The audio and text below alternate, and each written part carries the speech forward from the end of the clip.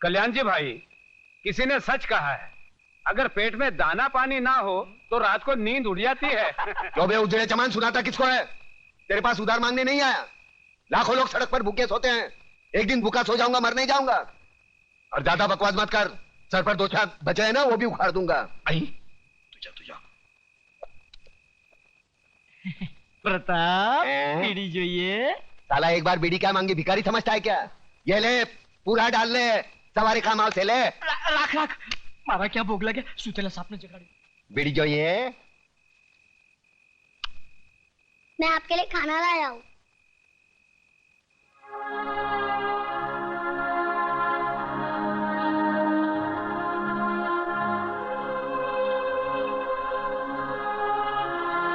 तूने खाया? माँ ने आधा खिलाया और आधा अपने हिस्से का मेरे लिए भेज दिया है ना? देख छोटू, आज तक मैंने किसी के हिस्से की भूख प्यास नहीं छीनी। जा अपने हाथों से अपने माँ को खिला, जा। एक बात पूछूं मामा? क्या कहा? मामा। वाह छोटू वाह, मैं तो रिश्तों को भूल ही गया था, तूने वापस याद दिलाया। चल पूछ, क्या पूछना है? मामा, बचपन में अगर तुमने अपनी माँ से कहानी सुनी होगी तो मुझे भी सुनाओ ना।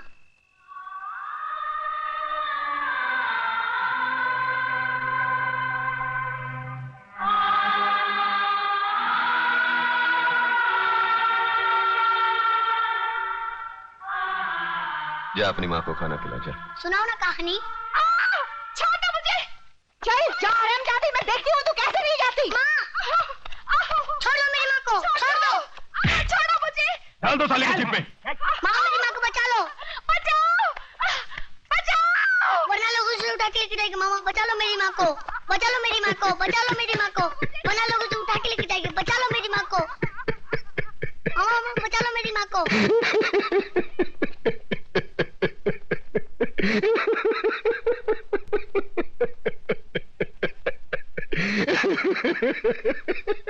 अरे तू है तुझ पर सरेआम एक विधवा का अपमान हो रहा है और तू हंसकर अपना विवाद जता रहा है। मामा बचा लो मेरी माँ को। मामा अरे ये क्या बचाएगा मुझे, ये तो एक औरत की लाचारी पर हंस रहा है। ऐसे लोगों की जहरीली हंसी से तो एक औरत को वेश्या बनने में भी शर्म नहीं आएगी। अरे चुप कर, शर्म तो तेरे को आनी चाहिए। आज बचाऊंगा, कल कौन बचाने आएगा तेरे को? औरत इसलिए नहीं कोठे पर बैठती क्योंकि वो बेबस है, इसलिए बैठती है क्योंकि वो जंग लड़ना नहीं चाहती। कुत्ते की तरह जीने की आदत पड़ी है सबको। अरे इज्जत से जीना है तो खुद लड़ना सीखो। ऊपर वाले ने हाथ दिया है, लगे फैलाने, मुंह दिया है, लगे गिड़गिड़ाने। बचाओ बचाओ, कौन आएगा? अरे दांत सिर्फ खाने चबाने के लिए नहीं है, काटो उसको। अरे वो डंडा उठा, फोड़ दे उसका सर, हम तमाशा देखेंगे। क्यों कलम वाली भाई?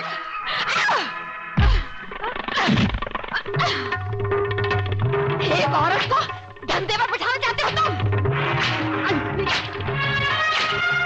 छोड़ोगी तुम लोगों को, कमीने। हमारा पैगाम तो उन तक पहुंच चुका है। हम आपको यकीन दिलाते हैं कि हमें जिंदा देखकर वो अपनी टीवी तोड़ डालेंगे। अबे साले!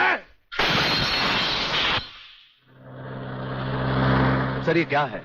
इतनी देर से गाड़ी चली जा रही है, आप खामोश बैठे हैं, बता नहीं रहे हम कहां जा रहे हैं, कौन से मिशन पे जा रहे हैं? मिशन है हमारा जन्मदिन। अरे हमारी राजपूताना रेजिमेंट हमसे बहुत प्यार करती है वागले, और वहां के कुछ जूनियर और सीनियर अफसर मिलकर हमारे जन्मदिन को बड़े शौक से मनाते हैं। वो रेजिमेंट कहीं भी हो, हमें वहां जाना होता है, और साल में एक दिन जिंदगी के गम और फर्ज भुलाकर उस रात हम नाचते हैं, गाते हैं और सरूर में झूमते हैं। Very good, very good. लेकिन सर मैंने आज तक इस बला को मुंह से नहीं लगाया। हाँ वागले, लेकिन आज हमारे साथ पहली बार तुम इस बला को मुंह से लगाओगे और चूमोगे भी, और फिर हमारे साथ गाओगे, नाचोगे। सर नाचने गाने की बात तो ठीक है, लेकिन कहीं मैं पी के लुढ़क गया तो? अरे वागले, ये कंधे किस लिए हैं?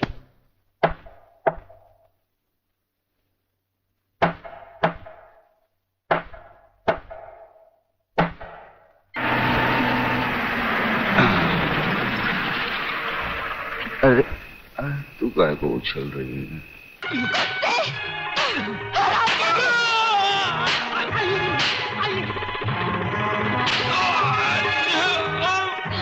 बहुत तंग किया तूने मुझे बेचना चाहती थी। मुझे बहुत मारा तूने मुझे। कल से पानी भरे तो ही जाएगी। मैं जाऊंगी। छोड़ दो मुझे। बचाइए तू। अरे कहाँ छोड़?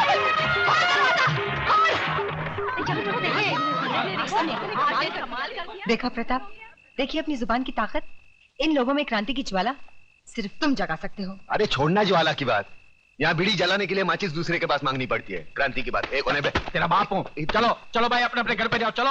अरे कल्याण जी, इस्माइल, हाँ ये है ना साला तुम्हारी वजह से बिगड़ा ही है। मैं तेरा मुनी मुंह, लोग क्या कहेंगे? तू क्या कर रहा है वहाँ पे? आप वो साले गुंडे मोबाइलियों के साथ में नहीं तो तेरे को 2 वक्त खाने की रोटी नहीं मिलती। अरे क्या क्या बकबक कर रहा है? अरे इधर मारना नहीं, छोटा मगज होता है, आदमी मर सकता है। अरे ये चल अंदर चल, तेरी वजह से खाना नहीं खाया मैंने। चल। क्या हंस रहा है? क्या हंस रहा है? तेरा कैरेक्टर मेरी खोपड़ी में नहीं बैठता। अरे नहीं बैठे तो ना सही। तू मेरे को एक बात बता पहले। क्या? मेरे पैसे से तुम लोग दोनों आंकड़ा खेलते हो? ना, हैं? ना, ना। हैं? मटका बटका तो नहीं ना। खेलते हो ना? ना। दारू बारू पीते हो? बीड़ी की बात आती है, मुंह बंद कर। बेटे रंडीबाजी तो नहीं करते हो ना? अरे कलम अली भाई, एक बच्चे के साथ कैसी गंदी बात करता है? ऐसी गंदी चीज नहीं करना बेटे। तो फिर मेरी लक्ष्मी को क्या तुमने फिल्म लाइन में डाला है? कंफर्म करोड़, 1 करोड़। चल खाना खा के गाना गाते। तुम मेरी इकलौती बेटी हो ममता, सो मुझे मालूम है कि अगर तुमने कोई लड़का चुना है तो जरूर वो कोई हीरा होगा। वो कोई बिजनेस मैग्नेट है या इंडस्ट्रियलिस्ट? नहीं डैडी, इनमें से कोई नहीं है। तो फिर जरूर वो किसी बड़े अफसर का बेटा होगा, या इनकम टैक्स ऑफिसर का, या कस्टम कलेक्टर का, या फिर पुलिस कमिश्नर का, या मेजर जनरल का। इनमें से भी किसी का बेटा नहीं है वो। अरे वाह, तो फिर जरूर वो किसी मंत्री, डॉक्टर या इंजीनियर का बेटा होगा। हाँ? तो फिर किसकी औलाद है वो? कोई गरीब घराने का है या किसी झोपड़पट्टी में रहता है वो? हाँ। क्या मतलब? शहर के मशहूर बिल्डर योगराज की इकलौती बेटी दुल्हन बनकर झोपड़पट्टी में जाएगी? बिल्कुल नहीं, नामुमकिन। डैडी, आपने लक्ष्मी नगर का नाम तो सुना होगा? सुना है। शहर के बीचों बीच एक सड़ी हुई झोपड़पट्टी है, वही रहता है ना वो। हाँ। लक्ष्मी नगर का नाम तो ऐसे ले रही है जैसे शहर के सारे रईस वही रहते हो। डैडी, वो लक्ष्मी नगर के मालिक लक्ष्मीदास जी का बेटा है। क्या? क्या? अपने लच्छू का बेटा है वो? लेकिन तू तो कह रही थी झोपड़पट्टी में रहता है वो। अरे बेटी, वो लक्ष्मी नगर का मालिक है, मालिक। वाह बेटी, मैं तुम्हारी पसंद की दाद देता हूँ। यूं समझ लो तुम्हारी शादी पक्की। मैं कल ही जाकर लच्छू से बात करता हूँ। अब तो तुम खुश हो? Thank you daddy, thanks.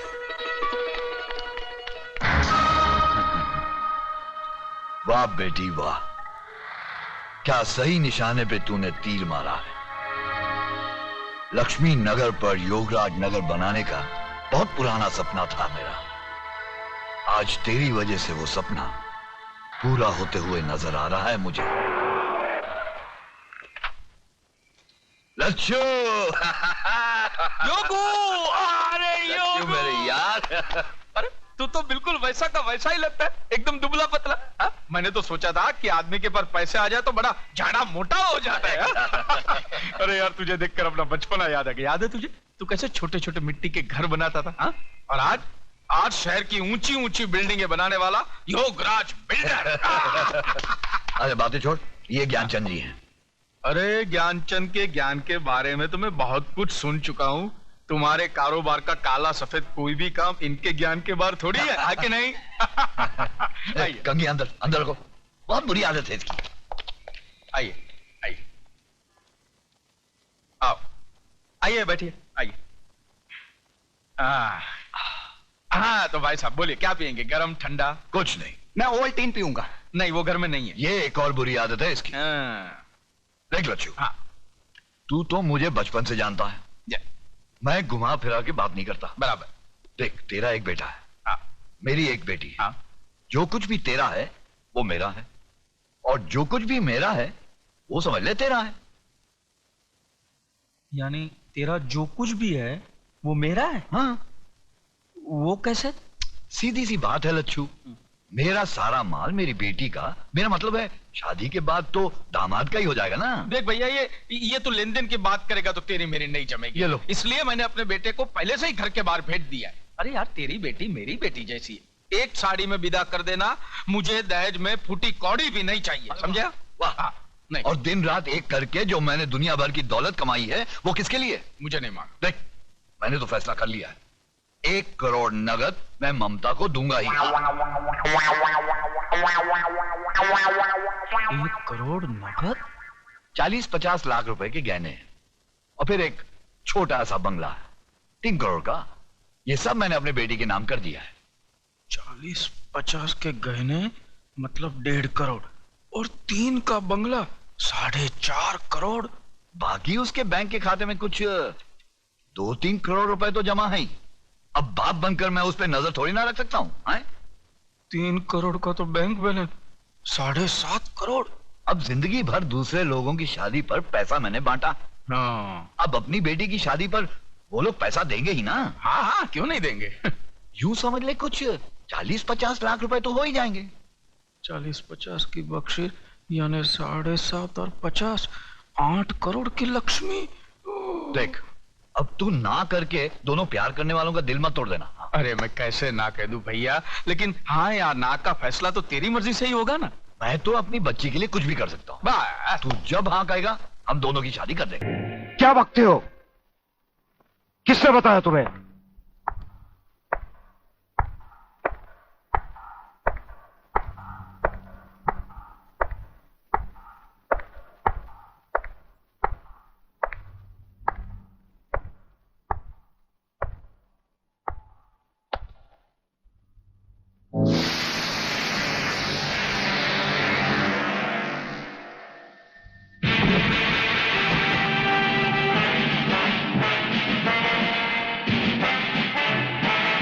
कुछ ही देर पहले तुम जेल की कोठरी में बंद थे, फिर वहां से निकले कैसे?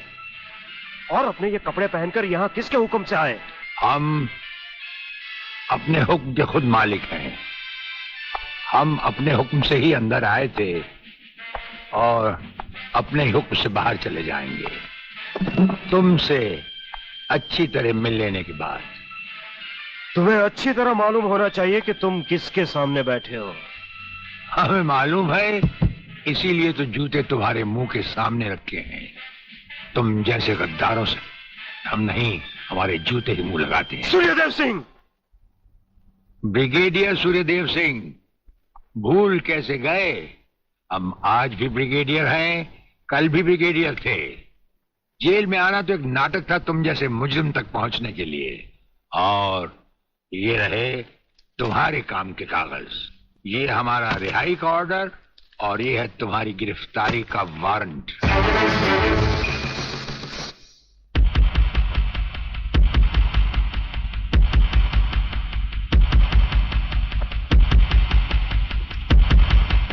याद करो वो दिन जब तुमने ये वर्दी पहनने से पहले एक कसम खाई थी, याद करो। हम कसम खाते हैं कि हम पूरी ईमानदारी और वफादारी से देश और कानून की रक्षा करेंगे।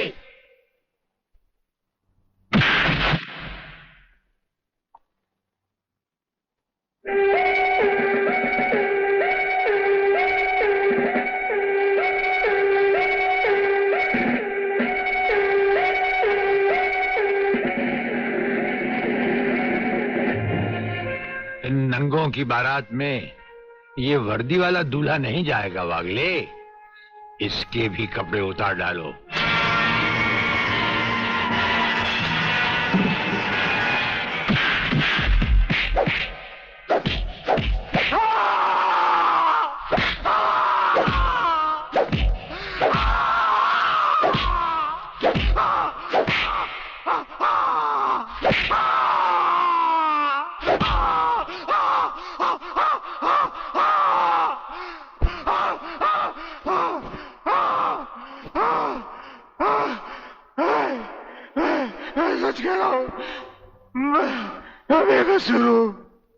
प्रलयनाथ के बारे में मैं कुछ नहीं जानता। बेहोश होने से पहले 3 बार, होश में आने के बाद 3 बार तेरा इसी तरह इलाज करता रहूंगा।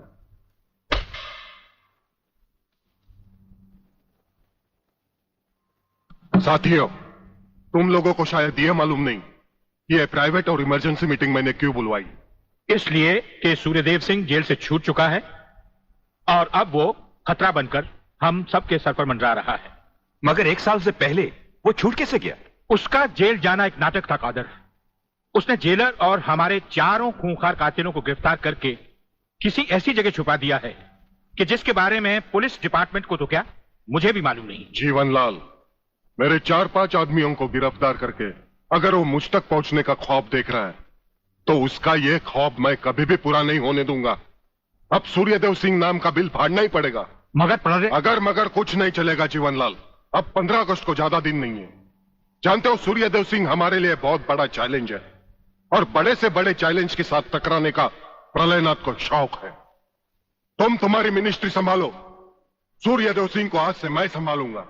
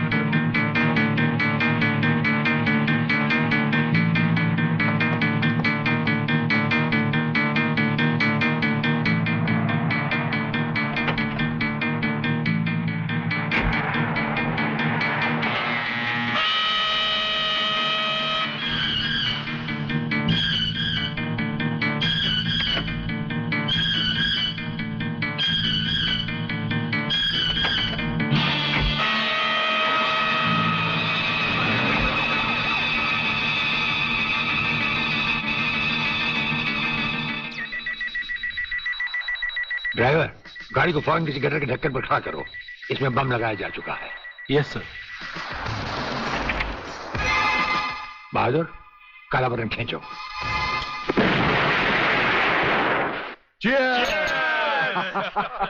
पियो, आज जी भर कर पी लो।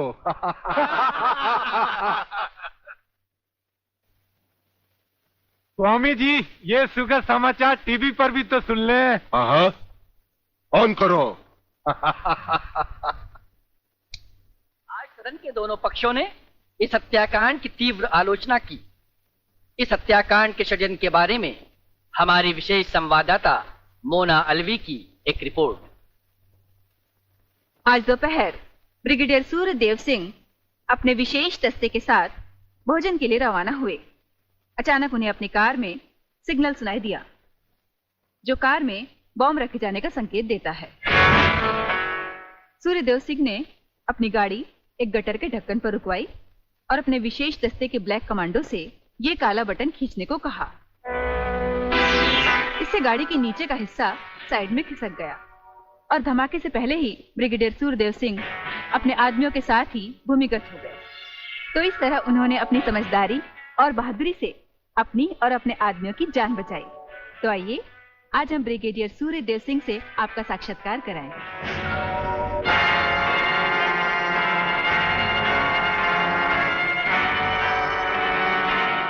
ब्रिगेडियर साहब, क्या आप हमें बताएंगे कि इस साजिश में किसका हाथ है? हाँ, हाथ होता तो कभी का काट चुके होते हम। ब्रिगेडियर साहब, आप हमारे दर्शकों को बताएंगे कि इन देशद्रोहियों ने आप पर हमला क्यों किया? जाहिर है कि हमें जीवन दान देने के लिए नहीं, हमारी जबान भी हमारी गोली की तरह दुश्मनों से सीधे बात करती है, टीवी पर नहीं।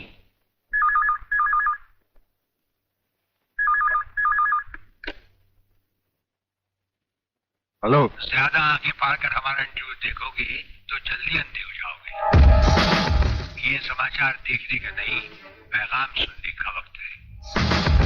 हेलो हेलो, तुम फोन कहां से कर रहे हो? तुम तो टीवी पर हो।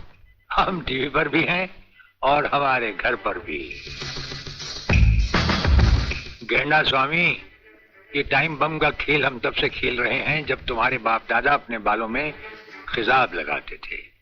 याद रखना, तुमने सिर्फ एक टाइम बम फिट किया था जो हमारा बाल भी बैंका ना कर सका, मगर हमने तुम्हारी मौत के लिए इतने बम तैयार कर रखे हैं जो तुम्हें तो क्या, तुम्हारे पालतू कुत्तों को भी बचने का टाइम नहीं देंगे।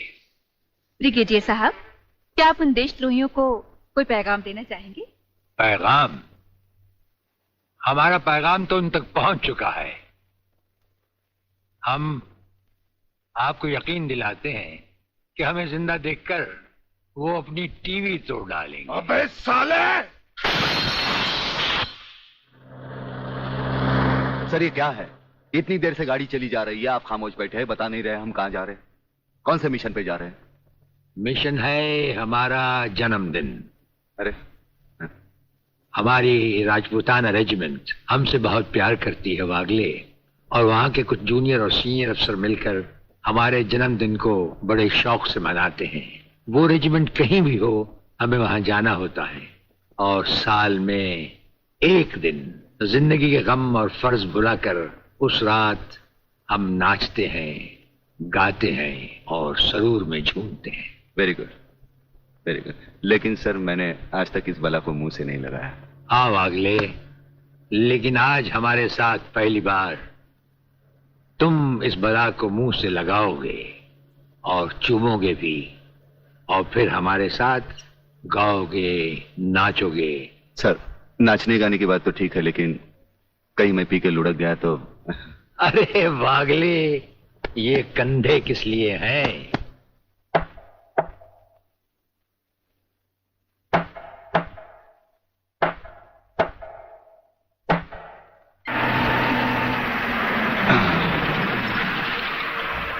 अरे तू काय को उछल रही है? आ गया रे। अरे जब किधर? दर्जी सीने को भूल गया क्या? है। हाँ। आहिस्ता आहिस्ता आ गया।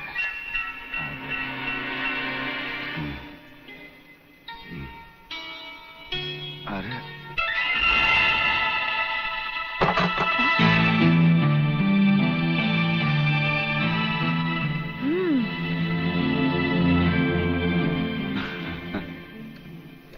हंस क्या रहे हो? ये कोई घर आने का वक्त है? वो क्या बात है कि शांति, मैं तुम्हारी कोई भी बात सुनना नहीं चाहती। भूल गए? आज तुमने कहा था कि घर से खाना बना कर लाना, हम लोग साथ में खाना खाएंगे, और आ रहे हो अब? वो बात अपने जानी है ना, जानी। ये क्या? तुमने दारू पी रखी है? तुम दारू भी पीते हो? वो बात ही है कि शांति, अरे तेरे झुमके कितने मोटे। खबरदार अगर मुझे छुआ तो। नहीं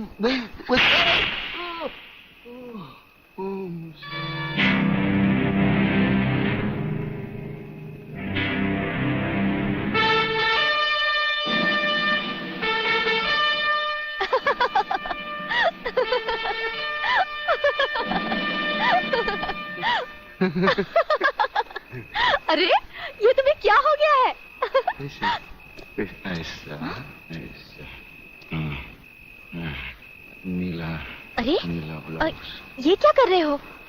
मैं हूँ शांति। शांति, शांति, तुम्हारे हाथ बहुत खूबसूरत है। इन्हें गलत जगह मत उठाओ, मैले हो जाएंगे। अच्छा, तो तुमने जागते हुए कोई ख्वाब देखा? कहीं ये तो नहीं देखा कि मैंने तुम्हें थप्पड़ मारा? तुम्हें कैसे मालूम? पहले ये बताओ, इतना सज धज कर इतनी रात गए कहाँ से आ रहे हो? मैं कब से खाना लेकर तुम्हारा इंतजार कर रही हूँ। अरे तुम्हारे झुमके छोटे हो। ये क्या, तुमने शराब पी रखी है? शराब पीने वालों से मुझे सख्त नफरत है। खाना नहीं खाया हो तो खा लेना, मैं चलती हूँ। शांति, शांति, तू नहीं जानती। मुझे छोड़ दो। मैं कभी शराब नहीं पीता। वो ब्रिगेडियर साहब है ना, उन्होंने पहले मुझे कसम खिलाई, फिर शराब पिलाई। मैं कसम खाता हूँ, भगवान की कसम खाता हूँ। मैं तुम्हारे सर की कसम खाता हूँ। दोबारा नहीं, दोबारा। हेलो, इधर तू बचता है, उधर वो बचती है। हेलो, नमस्कार। हाँ बोलो खबरीलाल, क्या समाचार है? दोस्त।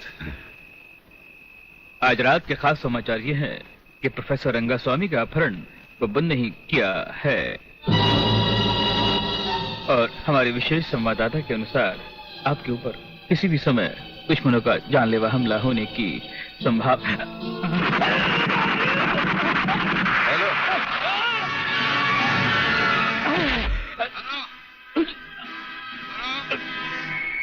खबरीलाल के अंतिम समाचार प्राप्त हुए। हेलो, हेलो,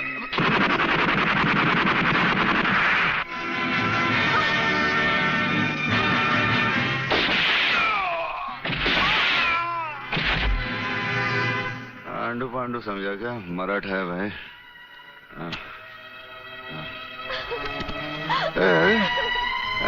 चल चल चल, खाना लगा, चल खाना लगा,